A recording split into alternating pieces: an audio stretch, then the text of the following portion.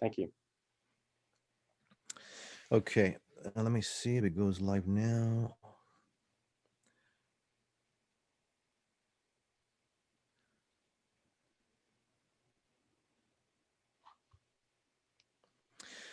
Okay, I guess we're live right now.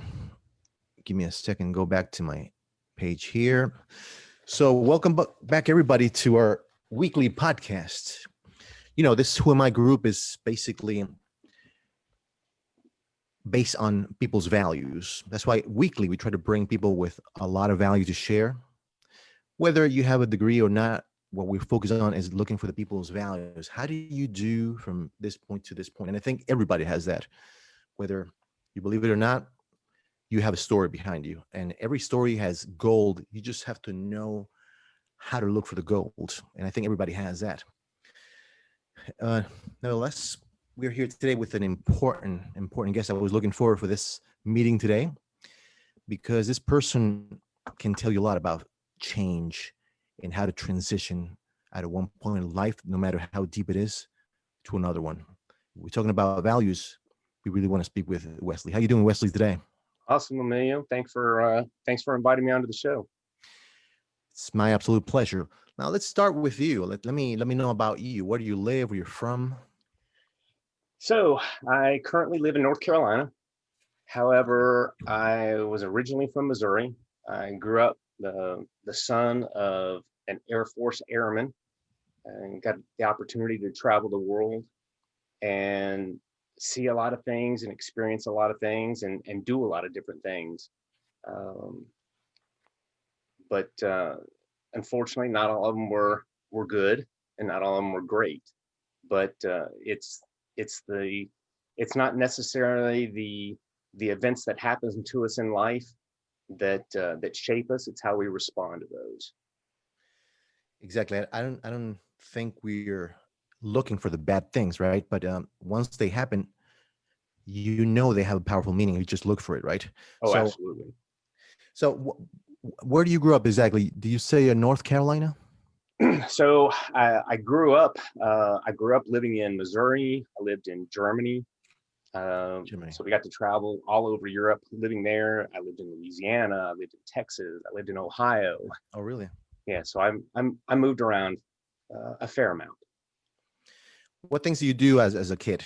Do you have any particular passion? I like building the story from the beginning. Sure. So, what do you like doing? What were your attractions? What do you have passion for? So my passion has always been music. Hmm. Um, if I were to take this green screen down behind me, you would see my collection of guitars Really? that are built up in here. And because music's always been a uh, it's been an outlet for me. Whenever whether it was good or bad, but it's always been that one thing that I can always come back to that makes me feel good. Uh, Growing up, I wasn't a superstar athlete. I wasn't, the sharpest pencil in the stack by any stretch of the imagination.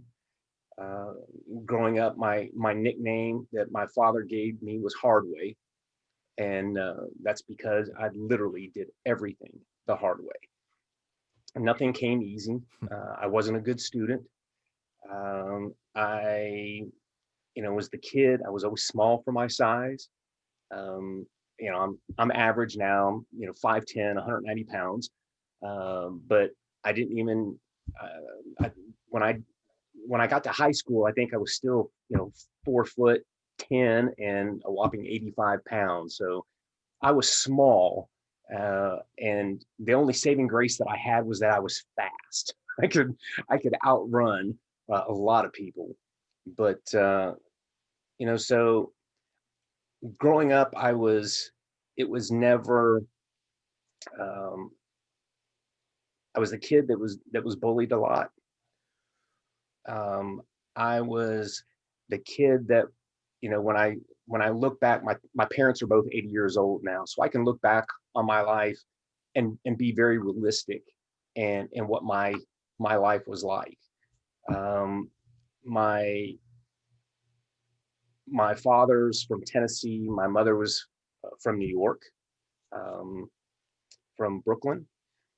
And, you know, for my father, I think one of the things that was always important was, he was an athlete. He was a little bit of a troublesome some kid. He got into trouble as well. But I can remember specific things, being a young kid playing sports, and um, being a pretty bad disappointment to him, because um, I wasn't as good as he either wanted me to be, or as good as I could have potentially been. So uh, life started shaping pretty early on for me. When we were living in Europe, um, there, when you're old enough to stick money up on the counter, you're old enough to drink. And so I started drinking alcohol when I was 10 years old. Uh, and then as I get up into my formidable years, my teenage years, and we come back to the States, uh, it was just something that was already ingrained in me.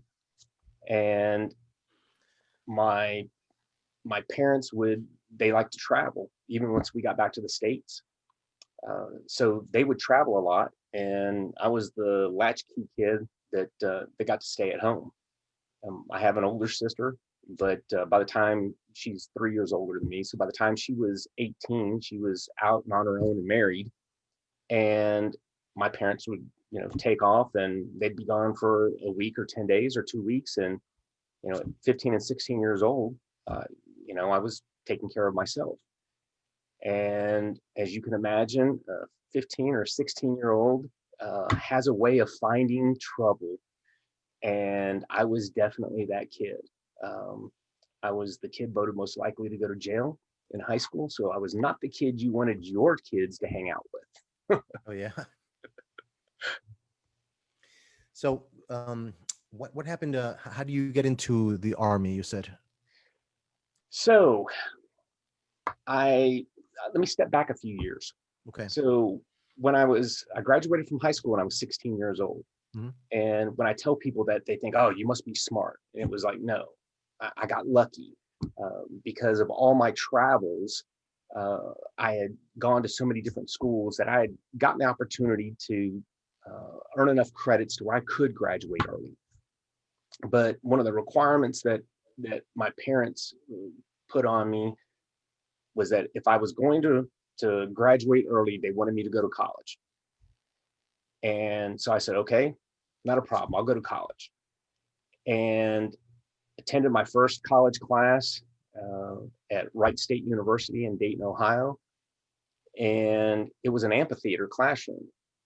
And 150 people sitting in the class, the professors down in the bottom of the classroom. And I realized really quick that professors didn't care whether I showed up or not. They still got paid. Uh, and so I didn't go to school as much as I should have.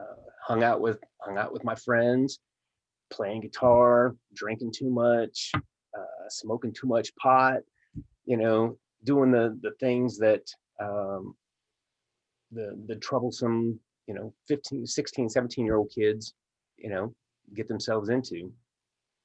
And by the time I was 21, I was married, had two kids, and no education, really no skill set.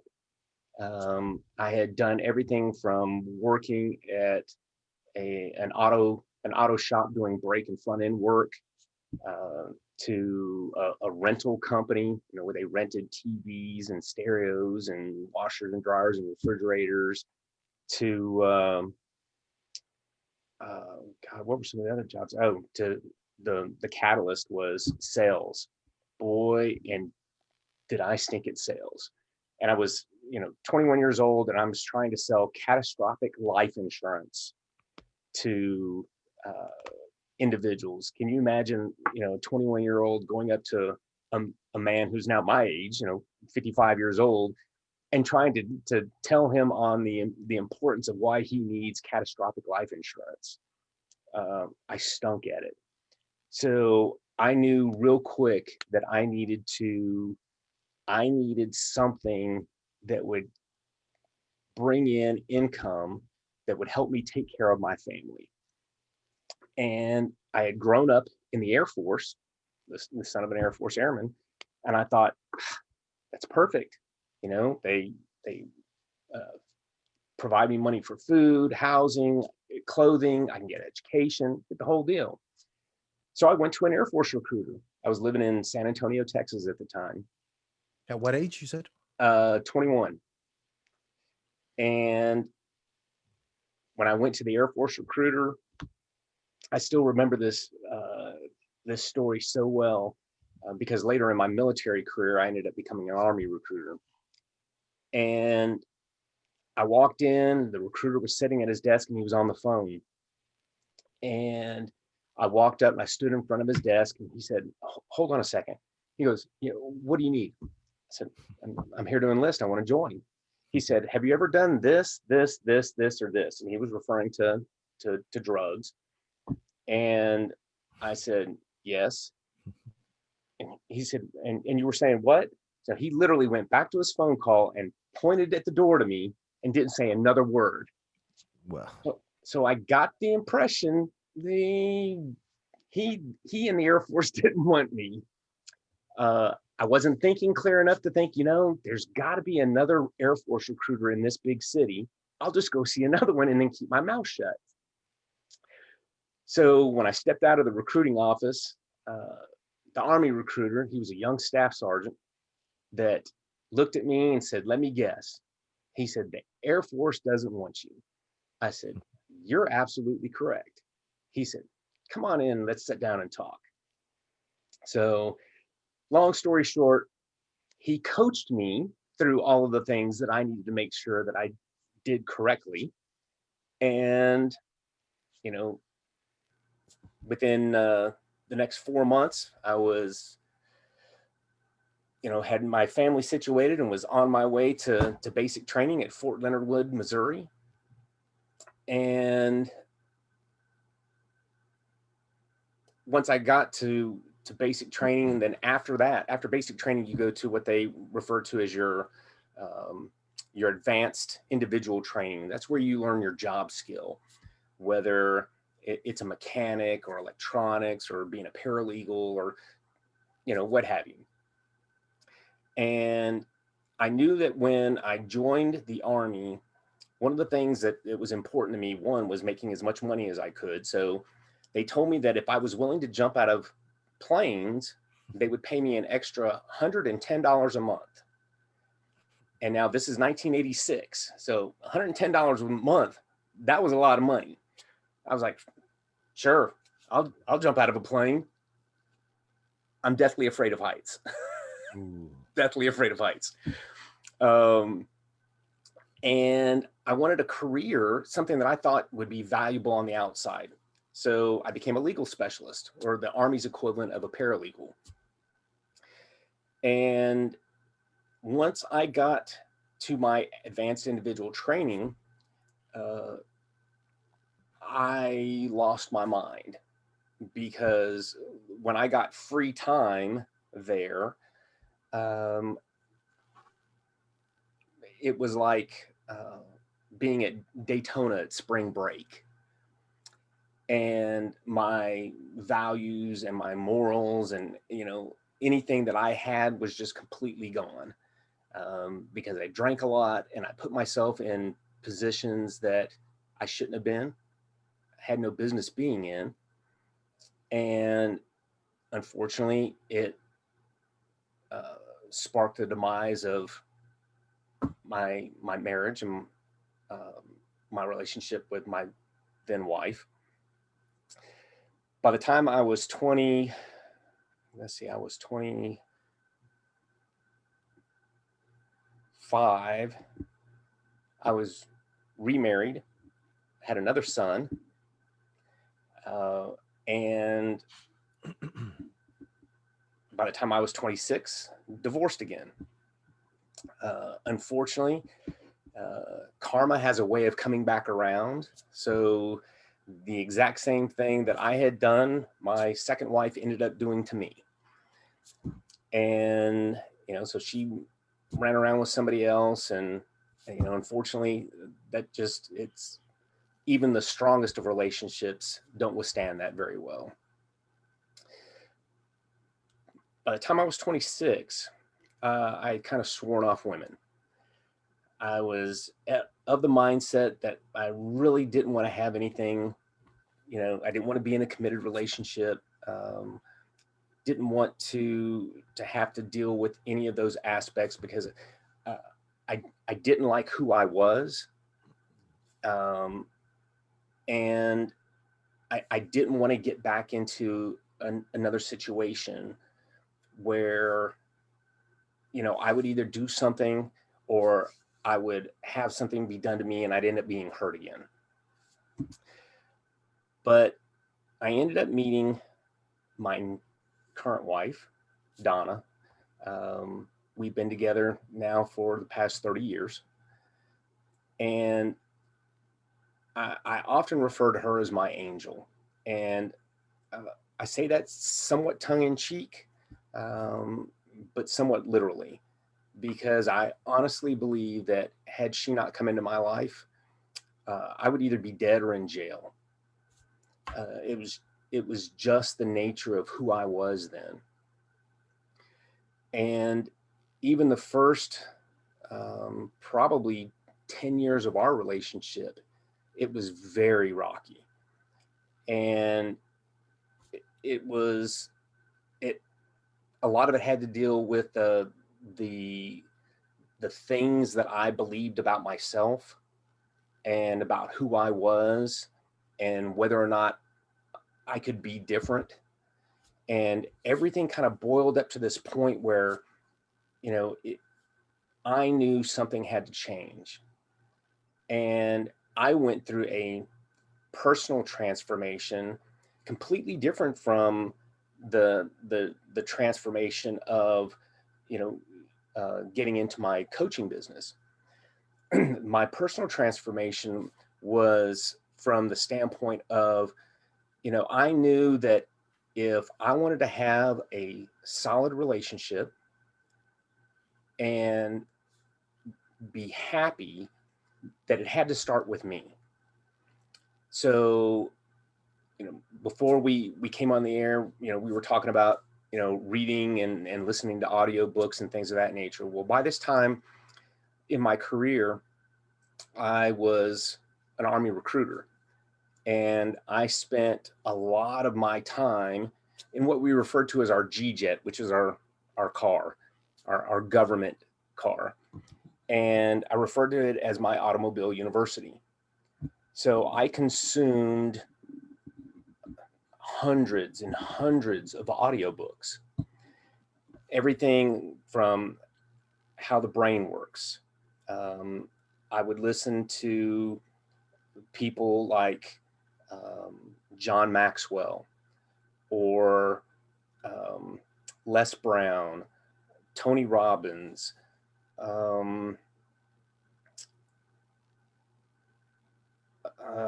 Bob Proctor.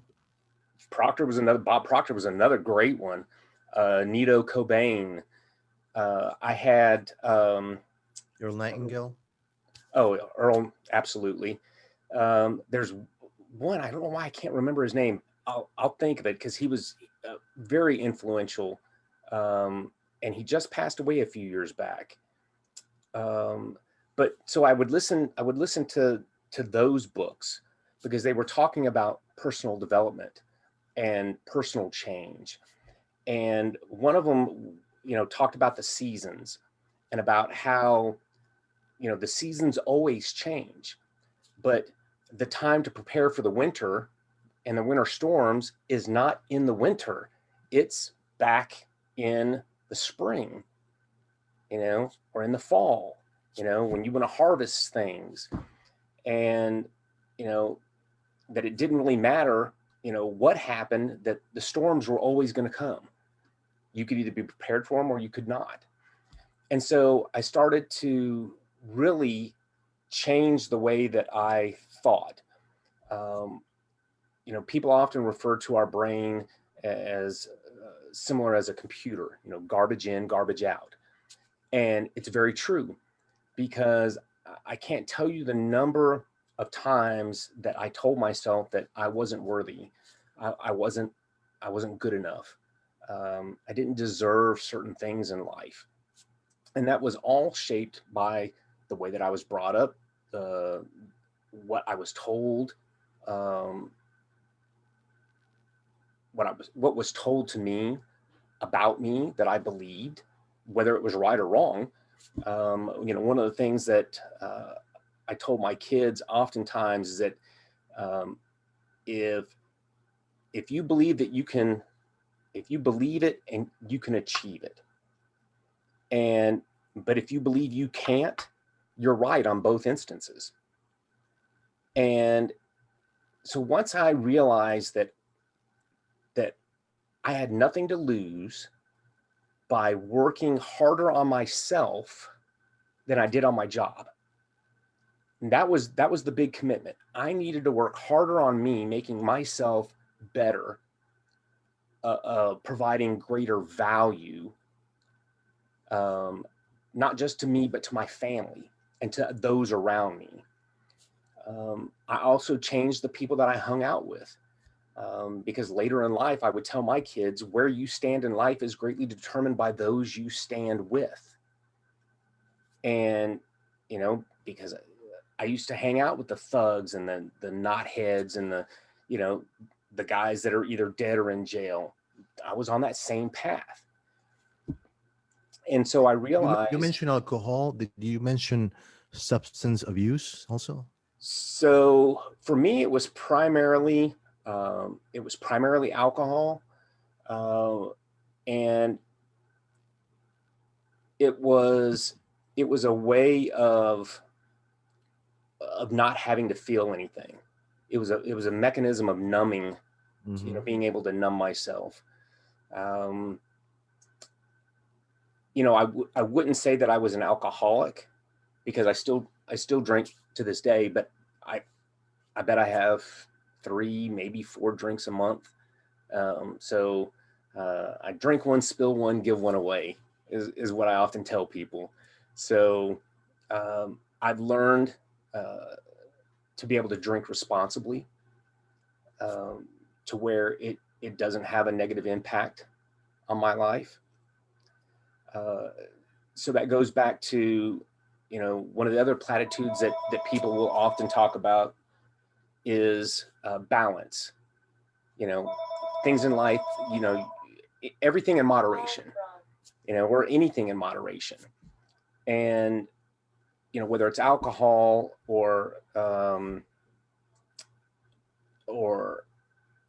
uh, anything of food. I know a number of people that have been addicted to food. And, so addictions unfortunately run in my family. And for me, early on in my 20s, if I said that if I was addicted to anything, it was to adrenaline, because I would, uh, I mentioned that I was a paratrooper in the military, deathly afraid of heights, but you put me up in an airplane with my parachute on, man, I'm golden. I, Yeah. I felt confidence in my equipment. I was comfortable there. So I started skydiving, and I would literally leave my office at lunch, drive 30 minutes to the closest drop zone, go up, jump, come back down, grab all my stuff, throw it back into my car, and race back to my office, just so I could get that jump in for the day. And then on the weekends, it was up at 6 o'clock in the morning, race out to the drop zone, spend all day at the drop zone until the helicopter ran out of fuel, or until it just got dark, and then get up and, well, drink a whole lot, and then get up and do the exact same thing on Sunday. So it, whether it was with that or whether it was with, motorcycles or fast cars, it was adrenaline, anything adrenaline. That was my vice. That would have been the one thing that I truly would say that I was addicted to. So, later on, like I said, when I got into my 30s and was uh, at that point of pivotal change and consuming all these books, and um, I we talked earlier as well about joining Toastmasters. And for me as a recruiter, the ability to get up and speak in front of an audience, not just one to one, but one to many, and be able to be effective and be able to be confident and comfortable to do that. I knew that I needed to develop those skills, but I needed a safe environment in which to be able to do that. And Toastmasters provided that. Uh, I often say for $25, it is the best, $25 a year, it is the best fee-based training that you can possibly get at the least amount of money involved. And that allowed me to then grow with those skills. And then I became a member of the National Speakers Association, which is kind of the professional level of speakers. So I got the opportunity to go out and get paid to give keynote speeches and workshops and things of that nature. And but all this time I was still, in that transformational process. I'd be lying if I said otherwise, but there were times that I would stand up in front of an audience, and there might be 2,500 or 3,000 people there, and there's that main aisle that they always have in the auditoriums, that walks right up to the stage, and there's the set of double doors in the back. And that set of double doors would open, and I would look back and I would think, somebody's finally figured me out. you know I'm you know they realize that I'm up here, and basically what I'm espousing is a bunch of BS. And it wasn't that what I was providing wasn't of value. It's that I didn't believe enough in myself, in the value that my stories and that my experiences had, and that could, by sharing that with others, that they could see value in it, and then see that, oh, he's a normal guy. There's nothing extraordinary about him, which there's not. And hopefully they could see that and see, well, if he went through this process of change and was able to do it, then maybe I could do it. And that's where things really started getting me on my personal development, and then my coaching aspect, where things kind of started coming down a path together. Because then, education turned into more than just the listening to the audio books. It was, I had a break in service for about a 3-year period, right before 9/11. And I was working for a technology company, and uh, had been doing the work of the director of operations, as well as the job that I had as a trainer. And I told the CEO, I said, listen, I said, Devin, I said, I'd really like to be considered for that position as the director of operations. And he told me no, even though I was the one doing the job. And it was all because I didn't have my degree. I didn't have a piece of paper. And I was so motivated, and quite honestly pissed off by that, that I made a promise to myself. I came home, and my wife would tell you to this day that she remembers it very clearly. I told her, I said, that's it. I'm going back to school. I'm not going to stop until I at least get my MBA. That way nobody can ever tell me I can't do something because I don't have a piece of paper. And so I did. I came home, got committed. I got myself enrolled in school, and went back and finished my my bachelor's degree, went on, finished my MBA, and went on and started my PhD, but never did complete my PhD. And unfortunately, that was because of a major catalyst event in my life where my stepson, who I hate using that term, he was my son. Um, his name was Lance. In June of 2012, he was murdered. And so that had another very profound effect on me in what I viewed as important or critical or of value in my life. So when that happened, um, that's when I really started to look inward, and where the healing arts piece really started to come in. Because the day prior to his murder, I had surgery on my left elbow because I've got really bad nerve damage from my years in the military in both of my arms, my hands. I've got a really bad back from my cervical spine all the way down to my lumbar spine. Um, so bad that uh, the guys that used to work for me, as I was getting to the tail end of my career, the nickname that they gave me was Humpty Dumpty, because there was just no putting me back together again. And I literally had,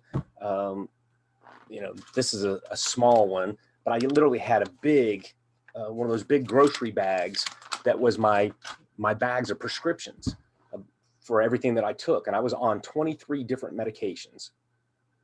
Is this a And result of the military training? so um, some of it was, well, I'll say all of it was, and it's a culmination of so many things that had happened over life. So one of the phrases that I heard growing up a lot was "suck it up." If something's bothering you, uh, if something isn't right, just suck it up and deal with it. Well, when I got into the Army, one of the things that the Army at that time was not very good about, and thank goodness they've subsequently changed, but they didn't want to hear when you were hurt.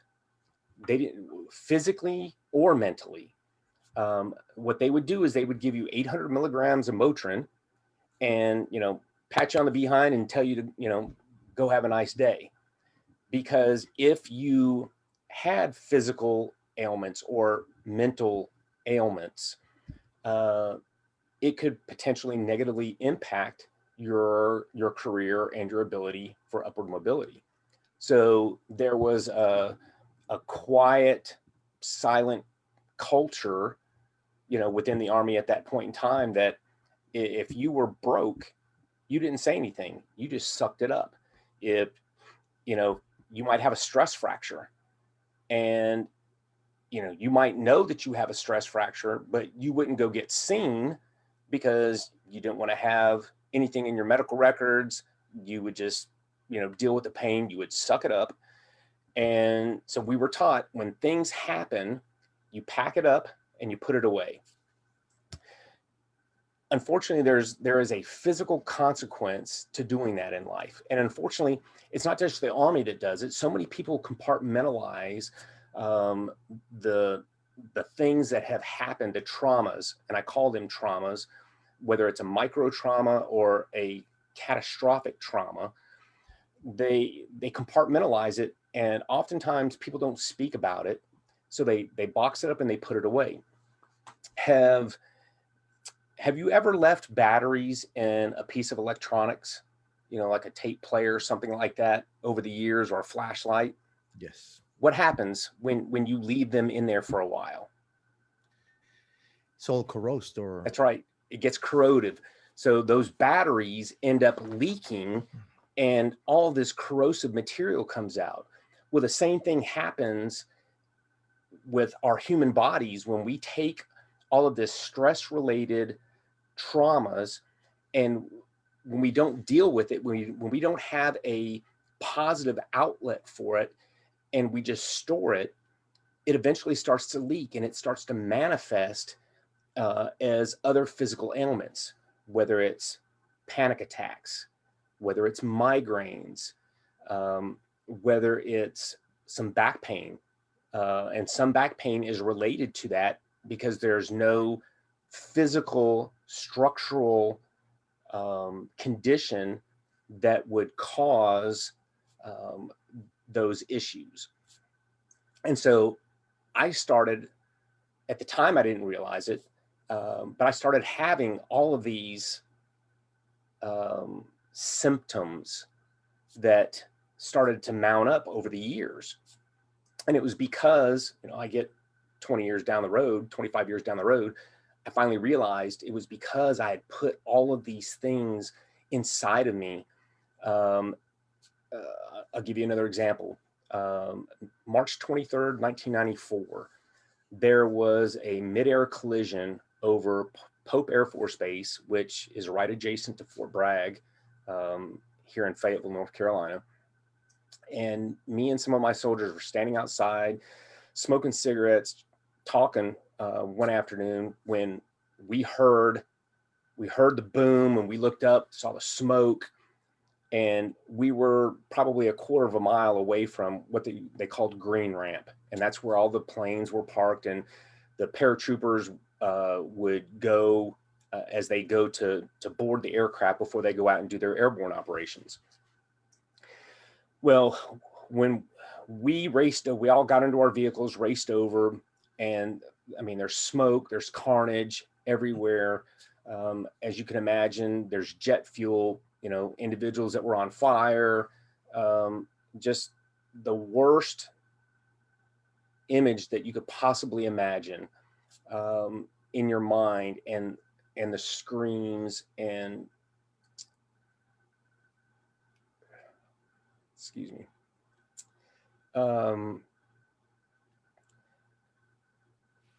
The pain that you knew people were dealing with at that point in time. So, fortunately, the bulk of us had trucks.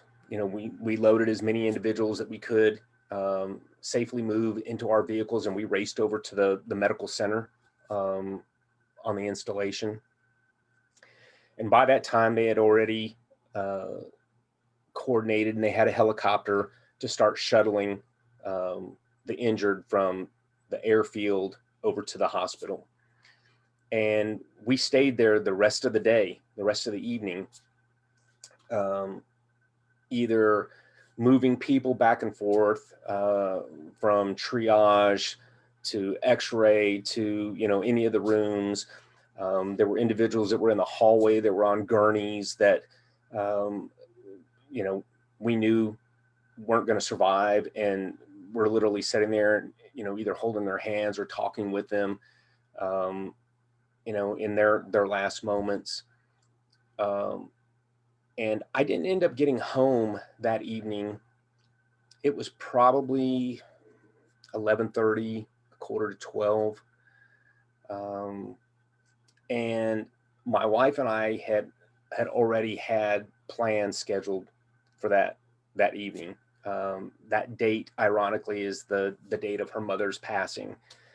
And we were going to go up to the family cemetery that's up the road and put flowers out, and we had other plans. And when I got home, man, my wife, she lit into me, and I took it.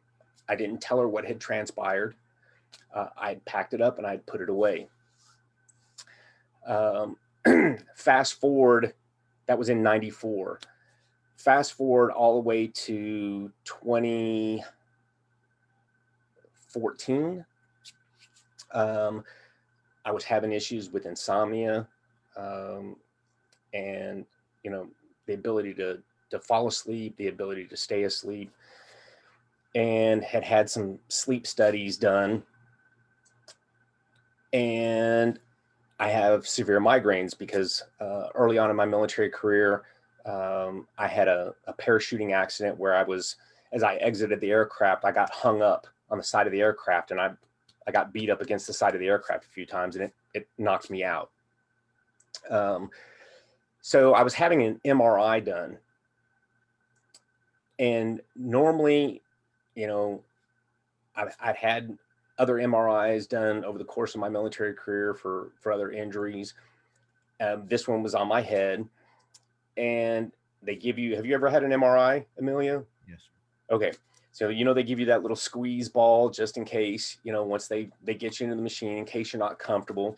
Well, for years, I knew I'd had panic attacks, but I'd been able to control them with my breathing, and I hadn't disclosed it to the Army or anything. And so I was laying there, and normally I'd get in the MRI machine, put the earplugs in, I'd go to sleep. Well, I was halfway through the MRI, and I started to feel this really warm sensation in my feet. And I was laying there, and I was like, man, that's odd. And then it felt like this rush. I mean, really fast, like a tidal wave up to about my knees. At that time, my eyes open. And then this wave of panic just came over me. And I'm squeezing the ball, and I'm screaming, get me out of here, get me the F out of here. And I'm trying to grab the end of the machine, and I'm literally trying to pull myself out of this MRI machine. And, the radiologist is on the intercom system. Mr. Ford, calm down, relax, what's going on? I'm like, get me out, get me out, get me out. And so they shut the machine down. They get in there, they get me out of the machine, and they're unbuckling me, and I'm fighting to get all the neck collar and everything off. And I was dripping wet. I've been there. And yeah, then And so the attendant looked at me, he says, relax, Mr. Ford. He said, it's not a problem. He said, this happens to people all the time. I said, no. This doesn't happen to me all the time. This has never happened to me. I'm a person that's in control. I'm a type A personality. I am in control. So it was it's supposed to be a 45-minute MRI that I'd gone halfway through, and it took another 3.5 hours to get through the last 8 minutes of that MRI.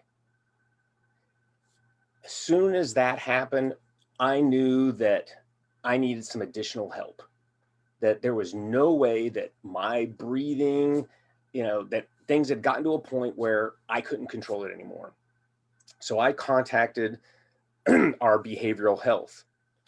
And fortunately, after 17 years, 14 years at that time, 15 years at that time of constant combat overseas, the Army's mindset on mental health and behavioral health had changed, and they realized the importance and value of treating soldiers, and trying to really hard to remove the stigma that goes along with it. So I immediately called. I literally got out to my car, immediately called, and got an appointment to go talk with somebody, because I knew I needed help. And so I ended up getting a medication to help me with those panic attacks, because one of the other symptoms that I had for years is it's hypersensitive or hyper situational awareness. Meaning I couldn't go to a restaurant with my wife, and I could not sit with my back to the door. I'd have to sit to where I could see the door. Or if there was a door going into the kitchen, I had to be able to sit to where I could see the front door and the door coming in from the kitchen. And, so this medication was designed to help me with those things as well. So I fast forward, and I mentioned that I had the issue with insomnia and my sleeping issues. I go to get a sleep study done, and the doctor that was actually running the sleep clinic was also a psychiatrist. And we got to talking, and I was telling him about the things that was going on. And he told me, he said, I want to give you an exercise that I want you to do. He said, I want you to write down everything traumatic that has happened to you in your life, and bring it back to your next appointment. So this was 5 years ago. So I thought, okay, that shouldn't be too hard.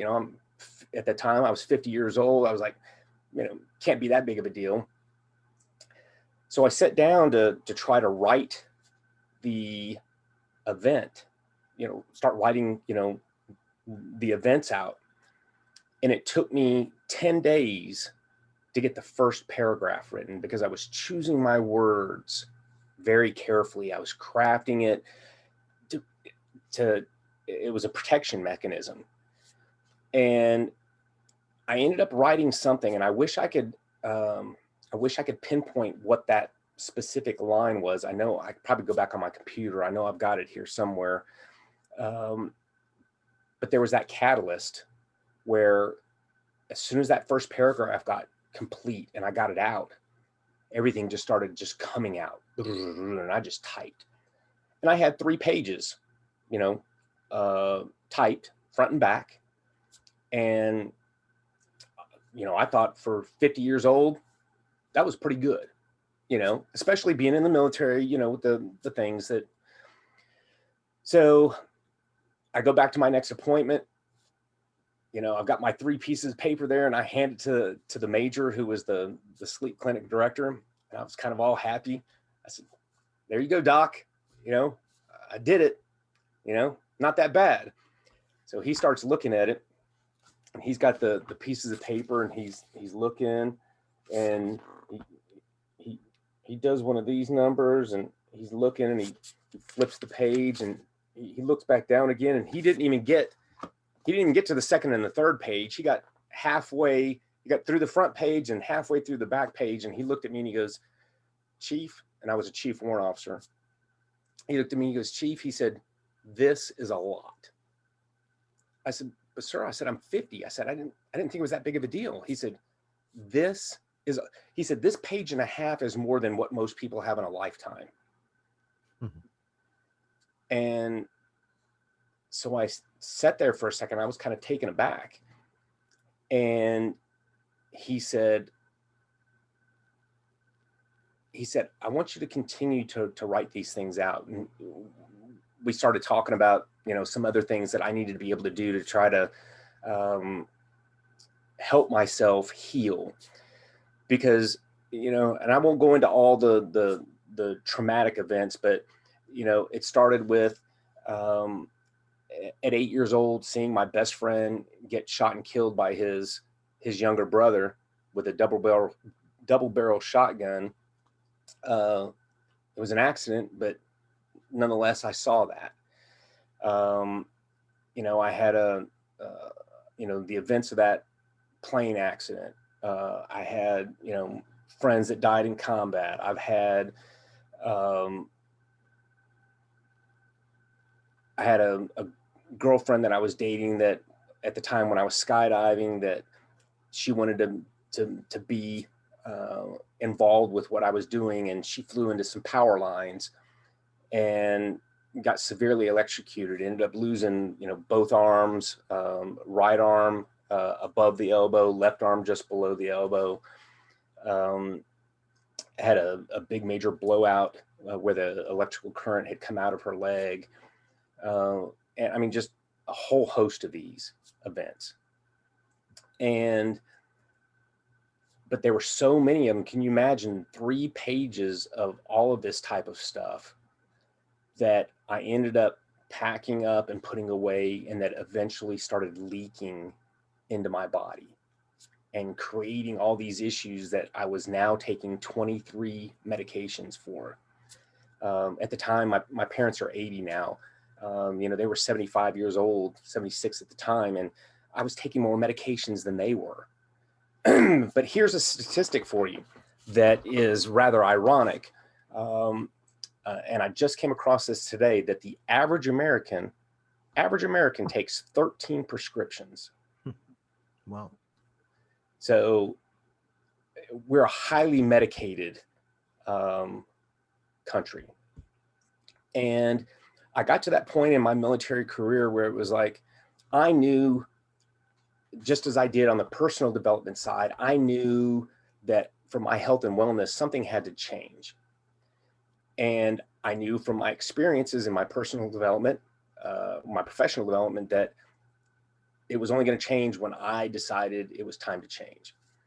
So when I retired in 2016, one of the very first things that I did was I found a school out of Oregon that's an herbal school.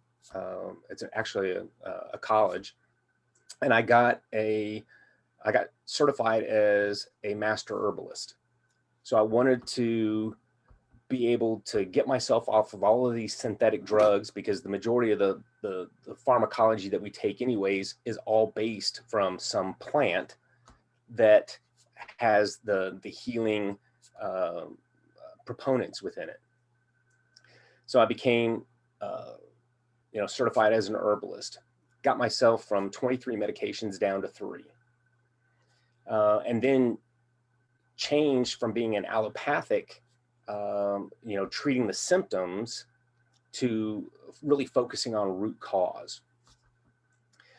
Well, one of the other things that I had done over the course of my military career was, through the last 2/3 of it, I did a lot of long distance running, marathon runs, 20Ks, long distance cycling, triathlons, things of that nature, multi-endurance events.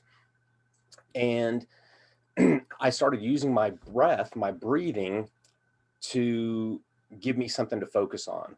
So I didn't have to focus on the pain that my body was going through as I was dealing with, these events. And what I come to realize was that, I always thought, meditation was this thing about, you sitting, your legs crossed, your hands, in a mudra, and, you chanting to yourself. And once I got educated about it, I realized it was more than that, that there actually is movement, or moving meditation. And that's what I was essentially doing for those years. So I ended up becoming certified as a transformational meditation instructor as well, because I wanted, first and foremost, was for me to be able to use that knowledge that I gained to help my health and wellness. Because my philosophy is health and wellness is not the absence of symptoms, but it's the change in the mindset. And we were talking about that earlier. It's about having a clear, conscious, directed mind, and a very aware emotional state about your body. And so it started with the breathing. And then I started to realize that if I could control my breath, I could in turn control my mind. And so it developed into this philosophy that I share with individuals, is that the breath controls the mind and the mind controls the body. And if I can help through my coaching practice to get people to learn that in any stressful environment, that if they can get their breath under control, they're able to get their body under control. And a good example of it, New York, New Jersey, up in your neck of the woods. Have you ever been pulled over by the police? Where? Oh, yeah. Have you ever been pulled over? Yes. Okay. So many times. Okay. So what happens, Emilio, when you see those lights go on in the back? What do you physically experience? It's a bad anxiety, because once that happened, and I went to jail because there was an unpaid ticket, and that I didn't know of, that I Right. never received it. So I'm always thinking, oh my God, maybe there's some ticket there and I go to jail now. Right. So your heart starts to race a little bit. You start to get maybe a little sweaty, and then, so what happens is that is your nervous system, your autonomic nervous system kicking in. And it's your body's way of protecting yourself. So it kicks in that fight, flight, or freeze. And so what I've I learned through my experiences, and I've been able to help others, is that as soon as you immediately start to notice that the body is experiencing that, you can use your breath to control the autonomic nervous system and be able to prevent your heart palpitations from racing and you from sweating and from experiencing that anxiety. And then, so that's why I say the breath controls the mind and the mind controls the body, because the mind is the the uh, the operating system for the body. The CPU. That's right. And so once I was able to take these things and coupled with some additional education, I became a, uh, a cognitive behavioral therapy coach as well. And I started taking all the culmination of my education and my experiences, um, to create my program of Mindfulnetics, because mindfulness, meditation, um, Ayurvedic nutrition, uh, and uh, all things yoga. So most people, when they think yoga, they think, the physical practice, downward facing dog. And I'm actually in the process of getting certified as a yoga instructor as well, because yoga has been a phenomenal thing for me. Uh, that's for another show. But yoga is not just a physical practice. More so, it's about the mind and about how the mind can control the body. And so what I wanted to do is I had such an affinity for these Eastern tools and methodologies, and how we could truly apply those to the Western issues that we have in the way that we manifest, um, stress and trauma within our bodies. And that's kind of how I came to to put my program together and get to a point where it was like, I've been able to do this for myself and for others. Now I want to open it up to a wider, broader audience. And because now I've gotten to a point in my life where I understand the value of being able to provide somebody with a specific set of skills and tools that they can be confident in to now control their cells, instead of letting life, going through and just existing in life, but actually living life, but living life in control. And so that was the catalyst for, um, for all of this. I guess that the MRI story really is the huge catalyst story that kind of got the ball rolling on everything. So that story is the connection to what you do now, which is the arts healing coach. Correct. Yep. The healing arts. That's The correct. healing arts coach. And you create a website called the Mantra Mind. The mantra mind. Yes. I see that in your website you focus a lot in supporting women. Can you explain that? Absolutely.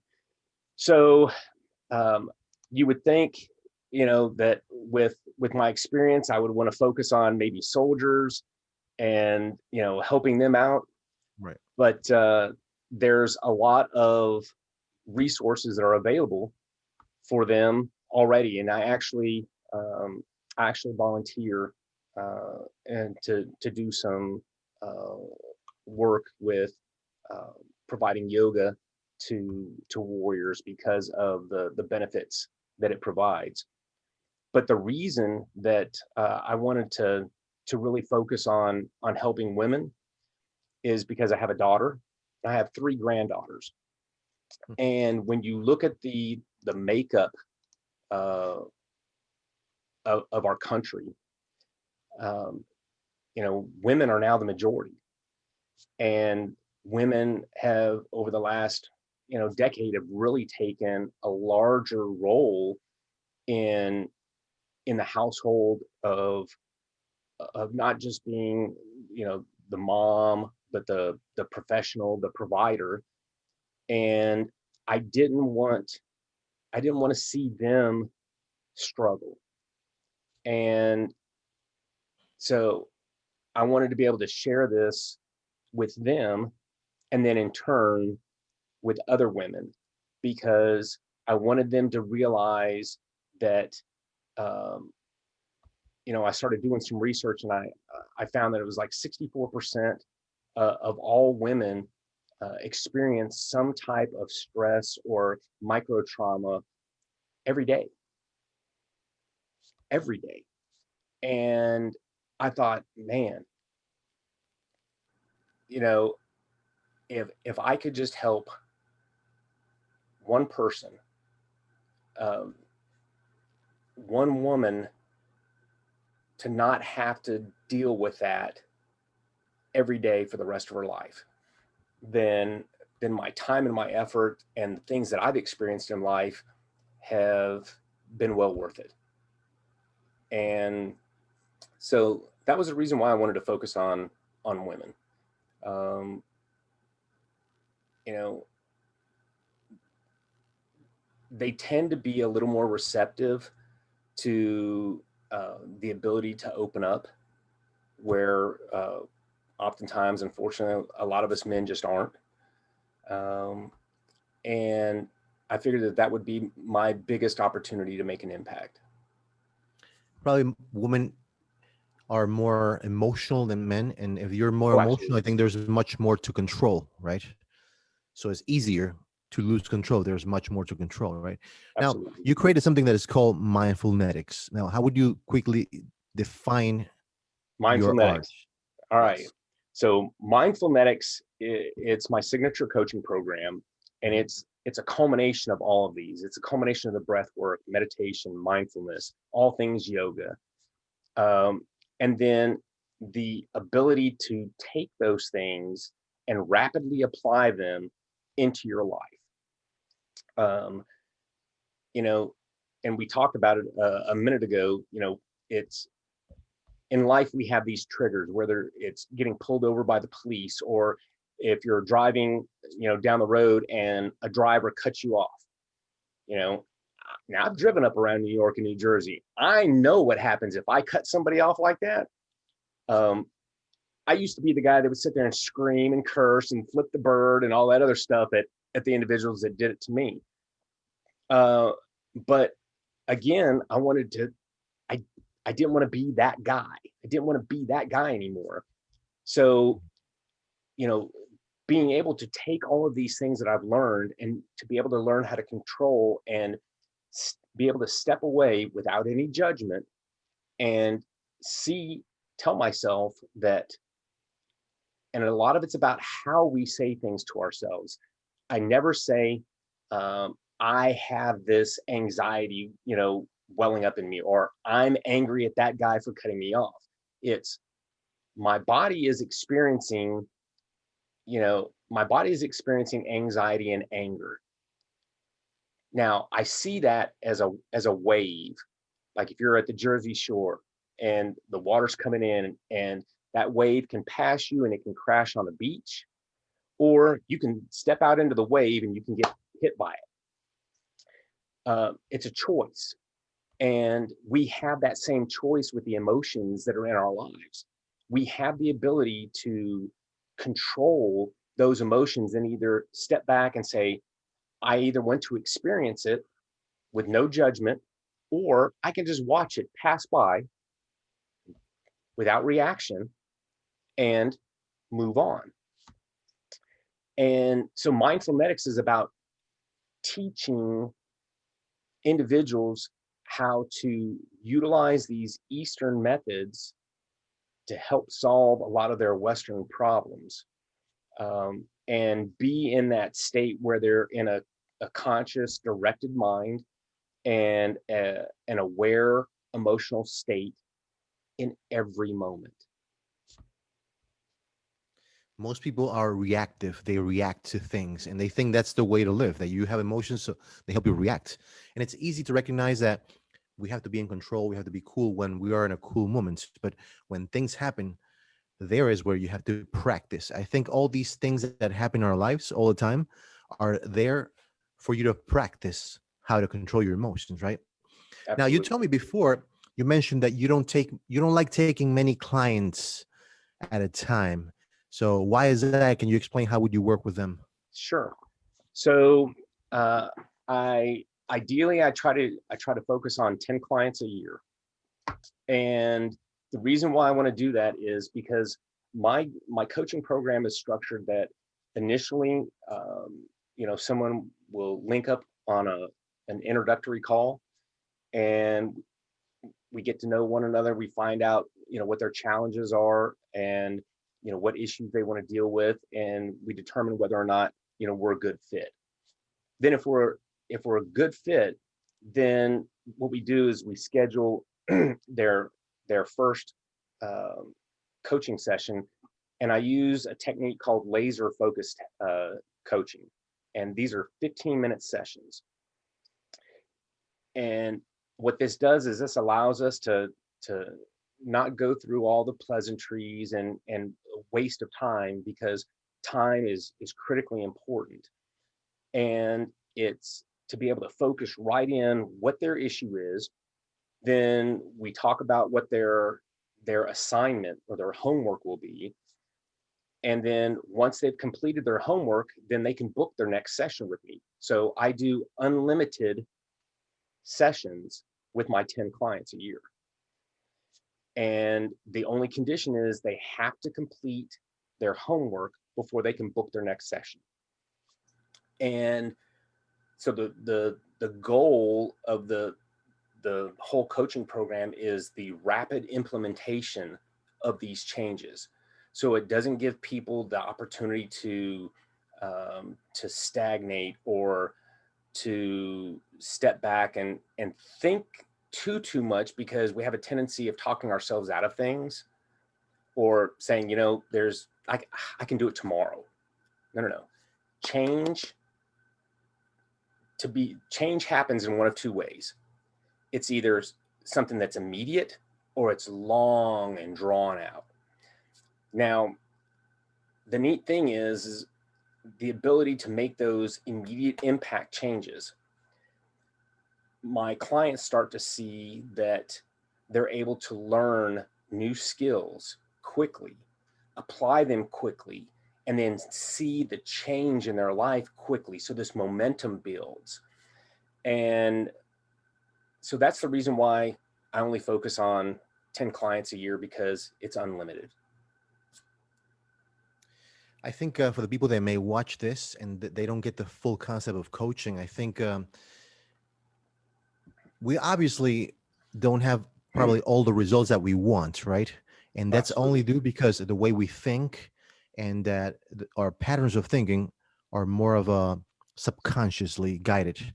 We don't even know why we get the results that we have, but sometimes just looking at the results that we don't have, we may say whatever I'm doing is leading my thoughts to my behavior to get those results, right? So I think if you get a coach to get more results, I think you don't have to think it through your own mentality. Like you say, for example, you merge them into activity right away.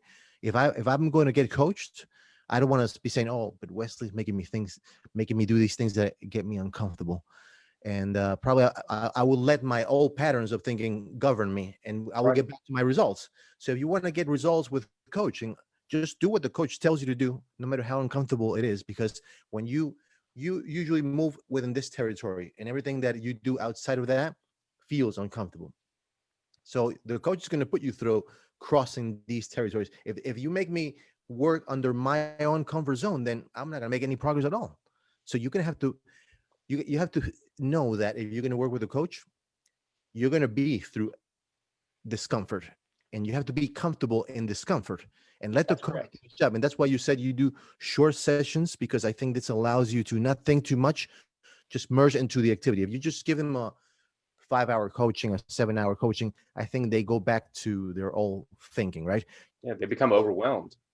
yeah, and I think these short sessions that you said you do 15 minutes, I think that allows them just to do what you tell them to do, and that's what's going to produce change. Just getting enough uncomfortable, right? I think that's what Absolutely. your purpose is of doing short sessions so they can focus. Absolutely. So when you stop and think about it, most successful people, whether they're business, athletes, entertainers, uh, at some point in time, they either have or have had a coach. If anybody ever participated in sports growing up, they've had coaches. And the only difference is I don't yell at them. I don't tell them to go run. Uh, but the coaching process, just like if somebody wants to be a better football player, basketball player, volleyball, golfer, it's conceptually it's the same thing, because what they're doing is the coaches already see the the abilities that you have within you. And a coach is not the type of individual that says, Emilio, here's the prescription for what's going on with you. That's not what a coach does. That's what a consultant does. But a coach helps you discover that on your own, because it's already within you to be better. One of the things I share with my clients as well is I'll ask them, if you could be better, should you? And sometimes they get hung up on that. Wow, if I could be better, should I? And oftentimes they'll immediately come back and say, yes. Great. Why aren't you? Why aren't you better? You're wanting to reach here. You're here, you're wanting to get up here. But if you said that you could be better, you should, why haven't you done it? So And then, most people know what to do also, and they still don't right, do it. that's right. So the coach becomes the accountability partner and be able to help them, hold their feet to the fire to break out of the molds of their old behaviors and step into the roles of those new behaviors. When I'll often tell people, if this was a clear glass and you could see that it has water up to here, what would your immediate thought be?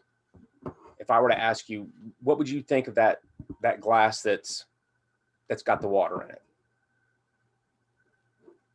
What's the question? So if this was a clear glass Yeah. that's filled to water with here, what would be a metaphor that somebody might mention about a glass and About water? half empty or half full? Right. Half empty or half full. Are those the only two answers? Probably not. You're right. They're not. So the glass could be half full of water, but it's full because the other half is full of air. Maybe you started with the wrong size cup. Maybe you didn't start with enough water. So I often tell people, if you ask better questions, you get better answers. That's what the role of the coach is.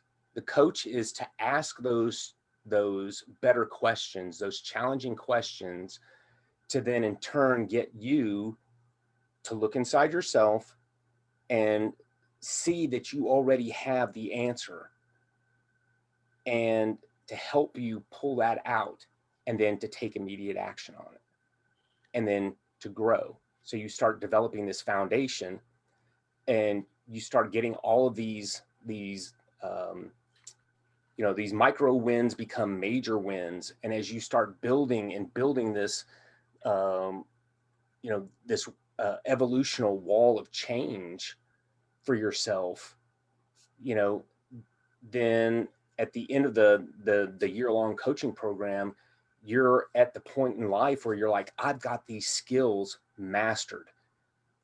I'm at a point where I can take on anything, because I have these skills that I know how to apply on a daily basis to control my mind, control my emotions, And if I can control those two things, there's nothing that I can't achieve.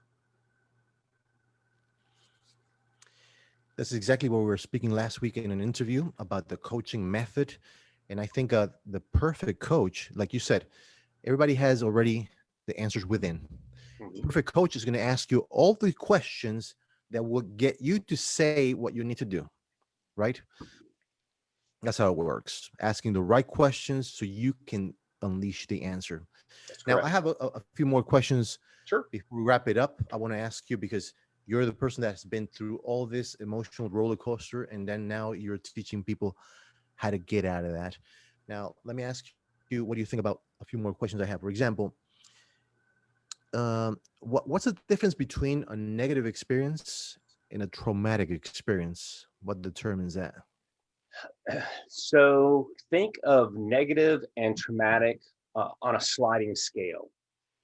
So what determines whether something is a negative experience or a traumatic experience is the amount of emphasis and emotional connection that we put to it. Hmm. So, an example: uh, the plane crash victims that I helped move and I spent time with. For me, that was a very traumatic event. Um, and I would put that at on my sliding scale as something very, very traumatic. A negative event for me would be back in the days when I would tell myself, you know, uh, I'm not worthy of success. You know, I'm not. I, I can't go to college. I'm not smart enough. I was never the smart kid in school. I'm not smart enough. Those types of things. Those are negative thoughts. The irony is that most individuals, the human body typically has anywhere between 55 and 80,000 thoughts a day. Of those thoughts, the overwhelming majority of them, unfortunately, are negative thoughts. And it's because that's the way that the human body is designed. It all goes back to that fight or flight or freeze mentality. There's an ancient part of the brain that goes back to the days of cavemen when you know when they saw threats. The, the the body's immediate response is to fight, flight, or freeze. And so a lot of people get hung up on that, and they don't realize that uh, that the level of emotional connection that they put to something will dictate how they respond. Is that the what we call the predominant reptilian brain? That's exactly correct. We have to be working to overcome that part of the brain, right? Constantly, because if we don't, it will drag us back into that negative, you're not good enough, mindset. So what you're saying basically is that a trauma doesn't really, I mean, does it just appear? It builds up. So somebody can become traumatic or create a PTSD because an accumulation of negative emotional incidents. Yes. And again, I'm a great example of it. I was diagnosed PTSD. Oh, really? Yes. um, Based on all of the traumatic events that I experienced, over the course of my 30 years in the military. Um, But you had one after another, after another, after another, and that made an impact on your relationships oh, very and much so. everything else that you did. Very much so. Because it really wasn't. Remember when I told you I wrote, the 3 pages of the traumatic events um, that that happened to me. When I brought that home and I actually let my wife read what I wrote, when it got to that day, March 23rd, 1994, she read it. We walk. We live on a farm, so we take the dogs out and we walk twice a day. And we were getting ready to go out for our afternoon walk, And we're out walking, and we get to this one spot on the farm, and my wife looks at me and she says, she says, I owe you an apology. I looked at her, I said, what do you owe me an apology for? I said, you've done nothing. You don't owe me an apology for anything. She said, no. She said, I read that. And she said, I remember that day. She said, I remember that day very clearly. Um, she said, and when you got home, she said, I let you have it. And you just took it. You didn't say anything. You didn't tell me what you had experienced that day. Why?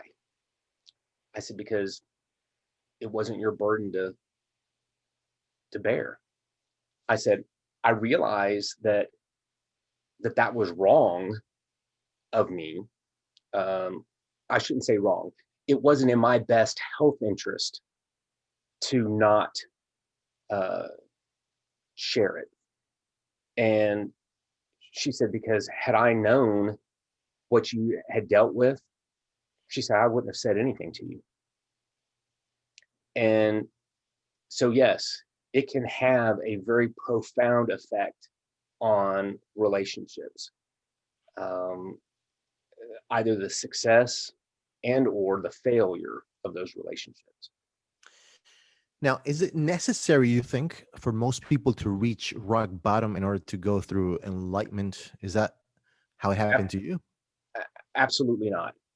No. Uh, I would I, I would not encourage anybody to go to the point of rock bottom if they're sitting there and they're listening to this, tonight or on a replay, and you know they are able to look at themselves in the mirror and say, I've had some things go on in my life. I'm not happy with who I am and where I am in life, and I want to change that. Uh, if they are ready to make that commitment to change at that point in time, then absolutely, it's just like that 15-minute coaching session. You want to immediately take some action. Talk with somebody. Write. Take the time and write down the traumatic things that have happened to you in your lifetime. Do something once you've made that commitment to take action, and take it. Do something. Start to build that momentum. Find you a coach. Whether that's with me and using the healing arts, or anyone else. You know, get yourself to that point to where you can start making those effective changes in your life to be better. And if nothing else, be better for you. Because once there's nothing wrong, and I tell people this all the time, there's nothing wrong with focusing on yourself to make yourself better. Because by doing that, your relationships and everyone around you will benefit from it. It seems counterintuitive that it might be selfish, but it's absolutely not. It's one of the best things that you can do for those you love and those that are around you, your friends and family, is to make yourself better. Exactly. Many people I hear around that everybody wants to help, wants to bring value, wants to help others, but they don't understand that it starts with you putting value into yourself. How can you provide value to others if you're not valuable enough? That's So correct. it's not a selfish thought, but you have to begin with you, the process. If you want to help others, you have to start saying, okay, what can I help people with? What are my biggest passions? What are my biggest skills? What can I develop if I don't have any of those? And once you become good at something specific, then you can bring value to others. It's not about trying to help people, but what kind of value can you provide? That's correct. Now, I wouldn't tell people to induce themselves to rock bottom, like you said, but I think when I meet people, and by experience, I'm saying this, when I met people that have reached rock bottom, and I see they're about to have an emotional breakdown, I see that these people are about to experience an enlightenment in their lives, a big change, and that's True. when you have to look for help from a True. coach that has been through this, because this person can see the things that you don't see now, because emotional distress can block all your channels of awareness. Actually, you won't see most of the things that are around you, That's and then the correct. only thing you will try to see is a way out. Then you will get into drugs, into whatever big thing, negative thing can happen in your life, and That's you will right. make the wrong decision in that with that mindset, right? That is correct. So Let me ask you another question related to this. Uh, are you professionally more capable of helping people with lighter stress rather than deeper into an emotional trauma, let's say? Or it doesn't really matter? Is your technique good for anything or more specific? I'm going to say yes, but there are there are cases where someone may be dealing with such a significant amount of uh, of trauma that they may need, a psychologist or a psychiatrist to help. Um, and that would be something that at that point in time, once I saw that, uh, that we were at that point, that's when I would make a recommendation, um, to my coaching client that, hey, this is bigger than what I'm professionally capable of dealing with. We can still do your coaching sessions, but I strongly recommend that you seek some additional therapeutic help. Um, and believe it or not, those you know those do come along, but they're the exception rather than the rule. Looking for people that may be watching now or later. Now, if you're going through something like this, I know you're right about saying you may want to see somebody like a psychiatrist, but you know what? They're going to put you through medications, and that really Could. doesn't attack the source of the issue like a coach like Wesley would do. I think Wesley goes to a source. He's not going to give you any medication. He's just going to make you think and reason through these challenges, and this is what you need more than going to a profession that will put you in a medication. So you're numbed. I think you have to go through the root. You got to face the issue first, and Wesley's going to make you face this, and he's going to ask you the right questions in order to get to the point of change. Now, I'm going to share here a screen if anybody has any question, especially to book a consultation. You can directly contact Wesley at wesley.a.ford@gmail.com. Is that correct? That is, And then, or they can just email me at themantramind@gmail.com. okay. And or if not, you can go to his website, Absolutely. the Mantra Mind, where you can also book a consultation, right? Absolutely. And you said that you can give a free consultation to determine if that candidate is right for you or right for Absolutely. each other. Absolutely.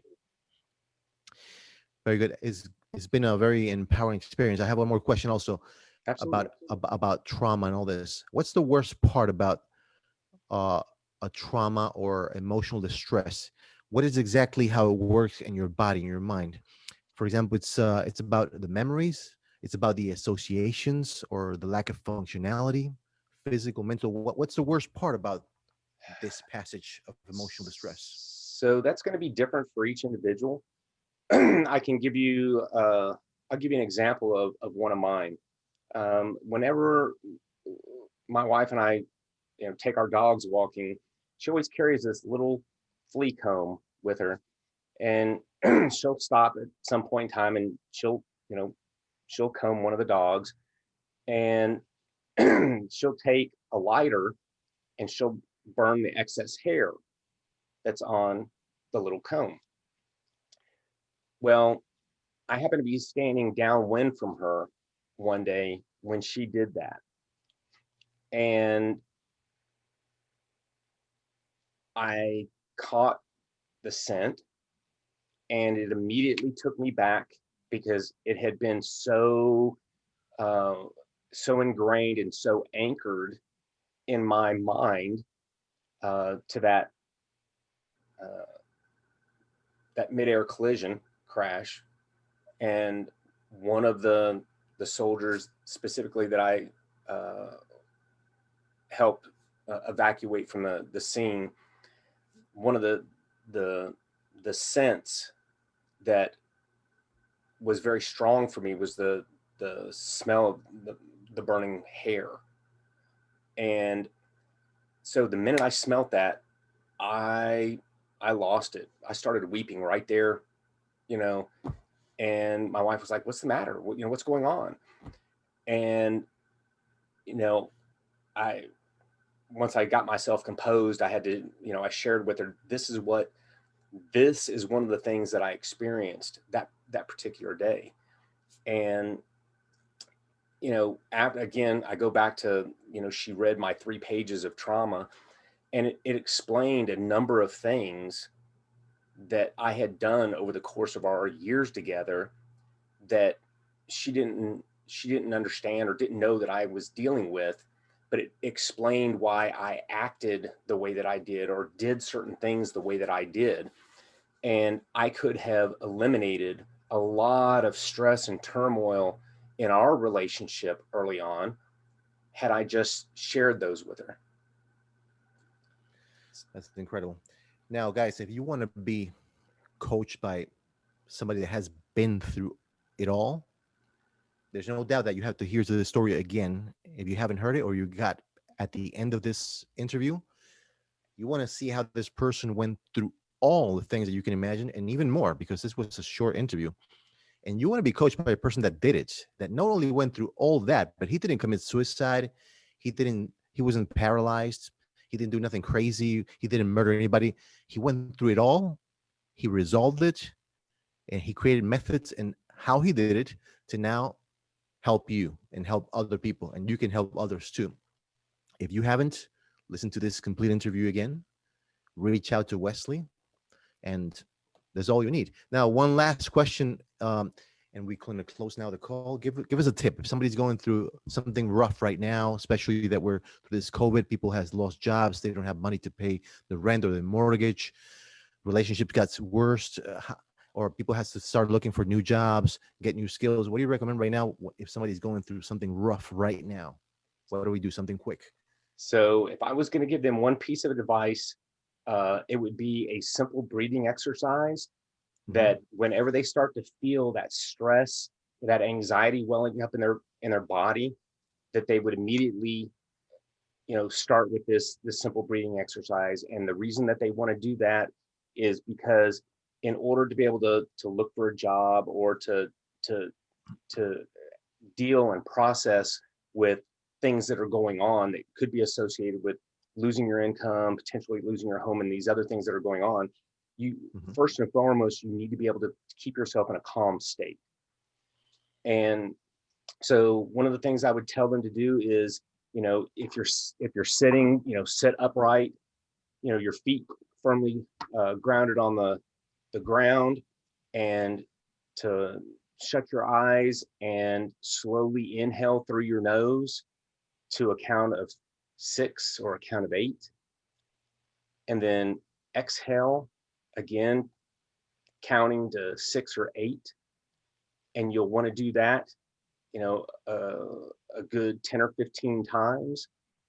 And then the next the next round, what you want to do is breathe in that 6 to 8 count, hold it for 6 to 8 count, and then release it for 6 to 8 count. And what that does is that helps take your nervous system and bring everything that's amped up here to all the way down here. So now you can start to, with a clear mind, a calm mind, you're able to now start to look and see and find better solutions, better answers to your questions, like where's my next paycheck coming from? How am I going to pay the rent? What are things, so being able to be in a very calm state allows you to find and resolve your issues with better answers. Absolutely. I think the biggest issue through these emotional distress situations is that we're focusing on the wrong thing. We're focusing on the problem. And we start being overwhelmed about how do I pay this? How do I get over this? And that's what builds up. I think, like Wesley said, first, show yourself that you can control yourself so that you can control yourself through the situation. Because it's not the situation, but it's how do you manage yourself through it. And then once you're in the calm state of mind, just focus on what the outcome that you want. And actually, in that state of mind, the ideas are going to start flowing. Isn't that true? Absolutely.